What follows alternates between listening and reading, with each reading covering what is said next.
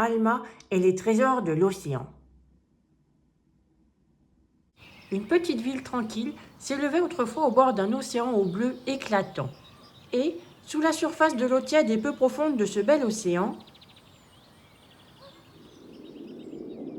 il y avait une cité de corail.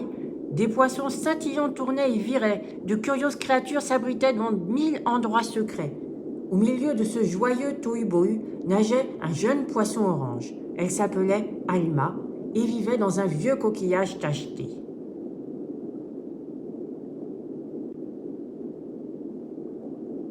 Alma collectionnait les beaux objets. « J'ai l'œil pour les trouver », disait-elle.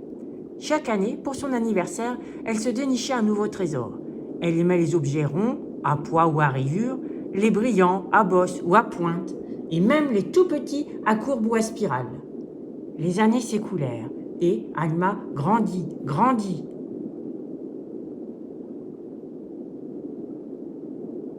Sa merveilleuse collection grandissait avec elle.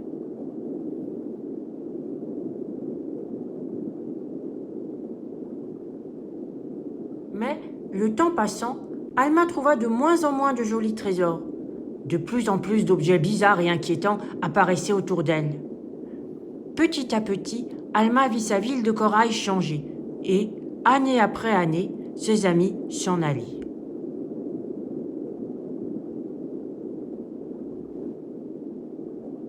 Jusqu'au jour où Alma réalisa qu'il ne restait plus personne pour fêter son anniversaire avec elle. Ce jour-là, elle eut beau chercher dans tous les coins, elle ne trouva pas le moindre petit trésor à ajouter à sa collection. Alma était triste, mais ne perdit pas courage. Elle se fraya un chemin dans les eaux troubles jusqu'à s'aventurer loin de sa maison, bien plus loin qu'à son habitude.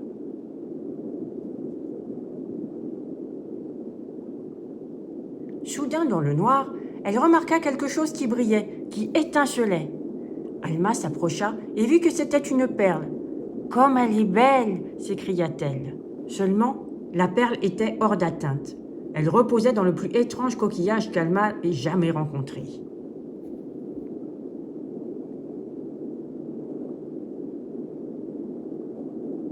Alma se tortilla et réussit à se faufiler à l'intérieur. « Je l'ai !» murmura-t-elle en serrant fort son nouveau trésor. Au même instant, le drôle de coquillage se mit à osciller. Poussé par le courant de l'océan, il emporta Alma. Elle gigota, se trémoussa tant qu'elle put, mais ne parvint pas à se libérer. Alors, elle se laissa dériver.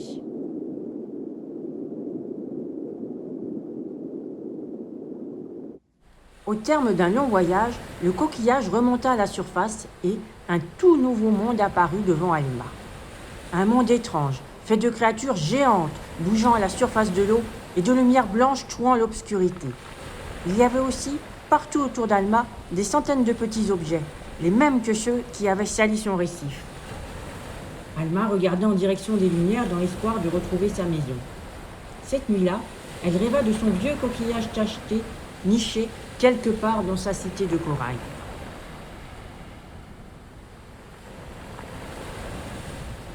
Le matin suivant, en marchant le long de la plage à la recherche de jolis objets pour sa collection, une petite fille trouva quelque chose sur le sable. Ce n'était pas un beau trésor doré, c'était Alma. La petite fille observa le poisson qui bougeait à peine dans sa prison de plastique. « Je vais te sortir de là, dit-elle. » Puis, elle vit les bidons, les sacs et tous les détritus qui jonchaient la plage. « Tout cela doit venir de ma ville. » La petite fille comprit qu'elle ne pouvait pas rester sans rien faire.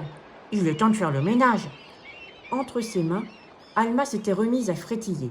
« Ne t'inquiète pas, je te rendrai à l'océan dès qu'il sera redevenu un endroit sûr pour toi. »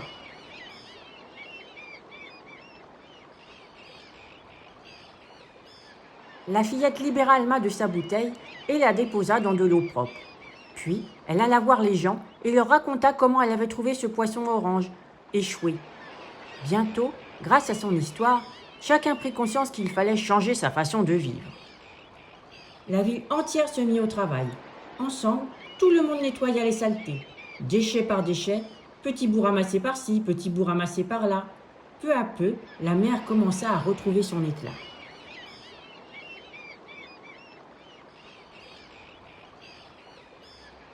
Une fois que l'océan fut suffisamment propre, la petite fille fit ses adieux à Alma et la relâcha dans l'eau comme elle l'avait promis. Alma était toute excitée à l'idée de retourner chez elle, mais elle s'inquiétait. Dans quel état vais-je retrouver ma maison ? Serrant toujours sa précieuse perle, elle se mit donc en quête de son vieux coquillage tacheté et de sa collection de trésors.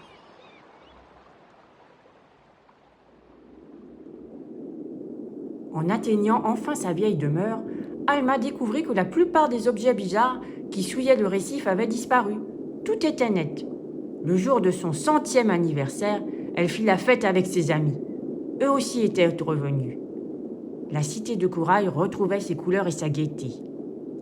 Le trésor d'Alma fit l'admiration de ses invités et, tandis que tous se rassemblaient autour de la perle, Alma leur raconta une histoire. L'histoire d'une petite fille qui aimait jouer sur la plage, au bord d'un bel océan au bleu éclatant.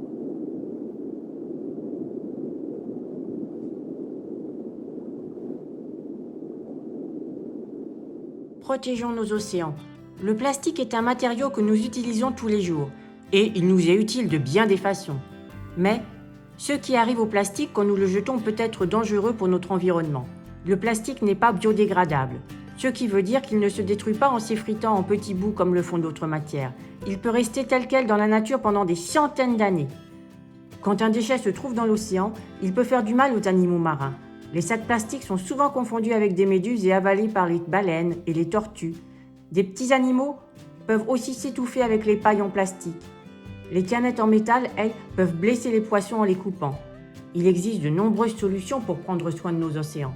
Voici quelques idées pour aider.